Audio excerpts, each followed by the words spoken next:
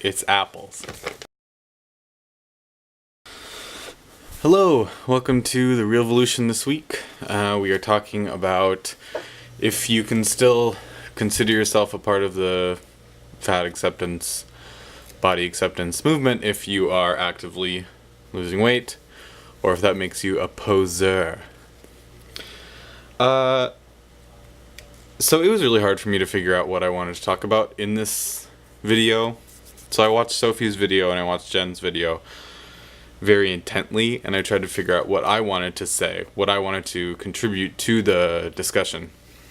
And it's kind of along the same lines as what Sophie was saying about people changing, except maybe not having the exact same perspective on it. I know that for me there are very few aspects of my life that have not changed over time. Where I've lived, how I've presented myself, how I think I look good and how I don't think I look good, and there's so many parts of our personality that are completely fluid, and I think that to a very big extent our outer selves is another very fluid part of our personality. So to me it makes sense that you can be supportive of a movement and be included in a movement while trying to figure out some other way to be, and they don't have to contradict one another. For example, right now I really like the way I look and the way I am, and I'm very happy with how I look right now, but maybe in the future I'll want to get bigger. Maybe I'll want to get fat, or maybe I'll want to gain muscle, or maybe I will want to get, thin, or I don't know what I'll want to do.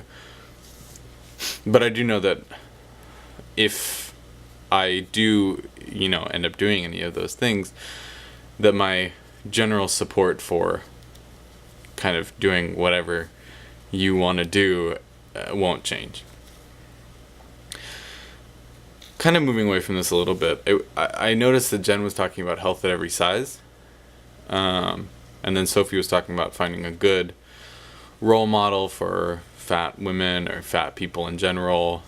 And in the comments, I made a note that Beth Ditto might be a good person for that, the singer of The Gossip.